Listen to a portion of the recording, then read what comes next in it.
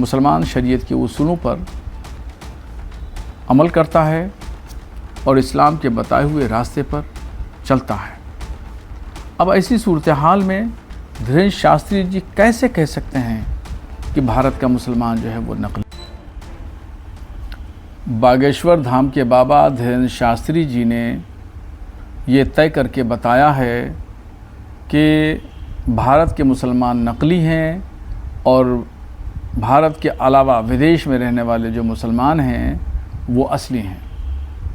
मैं उनसे पूछना चाहता हूं कि उन्होंने कौन सा पैमाने से ये तय किया या कौन सा ऐसा थर्मामीटर है उनके पास जिससे तय किया कि भारत के मुसलमान नकली हैं। भारत के मुसलमान की खूबी ये है कि वो शरीयत पर और मज़हब इस्लाम पर बड़ी सख्ती से पाबंदी से अमल करते हैं।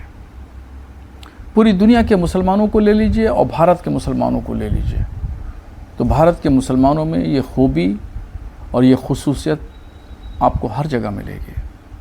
मुसलमान शरीयत के उसूलों पर अमल करता है और इस्लाम के बताए हुए रास्ते पर चलता है। अब ऐसी सूरत हाल में धीरेन्द्र शास्त्री जी कैसे कह सकते हैं कि भारत का मुसलमान जो है वो नकली है।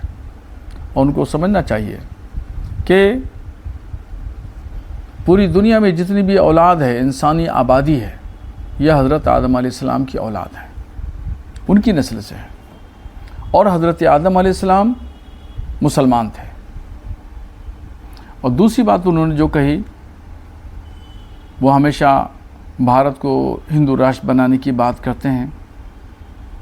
अभी तक उन्होंने भारत को हिंदू राष्ट्र बनाने का खाका आवाम के सामने नहीं पेश किया है कि हिंदू राष्ट्र कैसे होगा, कैसे नहीं होगा, उसकी शक्ल क्या होगी, ये भी वो पेश नहीं कर पाए हैं। और देखिए, आरएसएस की बातों में और धीरेन्द्र शास्त्री जी की बातों में ज़मीन व आसमान का फ़र्क है। आरएसएस के लोग कहते हैं कि हिंदुस्तान ये हिंदू राष्ट्र पहले से है। अब जब वो पहले से है तो धीरेन्द्र शास्त्री जी कौन सा हिंदू राष्ट्र बनाना चाहते हैं? वो हिंदू राष्ट्र जो नेपाल वाला है या वो हिंदू राष्ट्र जो भूटान वाला है? या कौन सा हिंदू राष्ट्र बनाना चाहते हैं? और वो भगवे हिंद की बात करते हैं। उनको समझना चाहिए भारत जमहूरी मुल्क है। भारत न कभी गज़वे हिंद हो सकता है और न कभी भगवे हिंद हो सकता है। ये जमहूरी मुल्क है। जमहूरियत में ही इसकी पहचान और इसकी आन बान शान है और यही हमारा कल्चर और यही तहज़ीब है। लोकतांत्रिक ढांचा है हमारा देश और यही लोकतांत्रिक ढांचा में ही रहेगा। ये न कभी भगवे हिंद बन सकता और न कभी गज़वे हिंद बन सकता है। बागेश्वर धाम के बाबा धीरेन्द्र शास्त्री जी ने ये तय करके बताया है कि भारत के मुसलमान नकली हैं और भारत के अलावा विदेश में रहने वाले जो मुसलमान हैं वो असली हैं। मैं उनसे पूछना चाहता हूं कि उन्होंने कौन सा पैमाने से ये तय किया या कौन सा ऐसा थर्मामीटर है उनके पास जिससे तय किया कि भारत के मुसलमान नकली हैं। भारत के मुसलमान की खूबी ये है कि वो शरीयत पर और मज़हब इस्लाम पर बड़ी सख्ती से पाबंदी से अमल करते हैं। पूरी दुनिया के मुसलमानों को ले लीजिए और भारत के मुसलमानों को ले लीजिए तो भारत के मुसलमानों में ये खूबी और ये खुसूसियत आपको हर जगह मिलेगी। मुसलमान शरीयत के उसूलों पर अमल करता है और इस्लाम के बताए हुए रास्ते पर चलता है। अब ऐसी सूरत हाल में धीरेन्द्र शास्त्री जी कैसे कह सकते हैं कि भारत का मुसलमान जो है वो नकली है। और उनको समझना चाहिए कि पूरी दुनिया में जितनी भी औलाद है, इंसानी आबादी है, यह हज़रत आदम अलैहिस्सलाम की औलाद है, उनकी नस्ल से है। और हज़रत आदम अलैहिस्सलाम मुसलमान थे।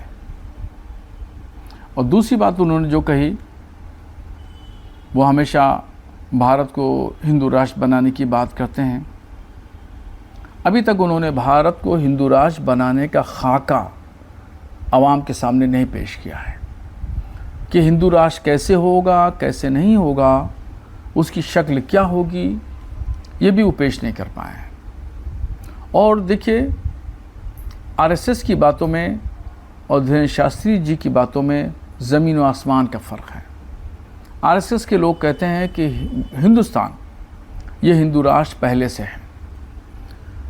अब जब वो पहले से है तो धीरेन्द्र शास्त्री जी कौन सा हिंदू राष्ट्र बनाना चाहते हैं? वो हिंदू राष्ट्र जो नेपाल वाला है, या वो हिंदू राष्ट्र जो भूटान वाला है? या कौन सा हिंदू राष्ट्र बनाना चाहते हैं? और वो भगवे हिंद की बात करते हैं। उनको समझना चाहिए, भारत जमहूरी मुल्क है। भारत न कभी गज़वे हिंद हो सकता है और न कभी भगवे हिंद हो सकता है। ये जमहूरी मुल्क है। जमहूरियत में ही इसकी पहचान और इसकी आन बान शान है, और यही हमारा कल्चर और यही तहजीब है। लोकतांत्रिक ढांचा है हमारा देश, और यही लोकतांत्रिक ढांचा में ही रहेगा।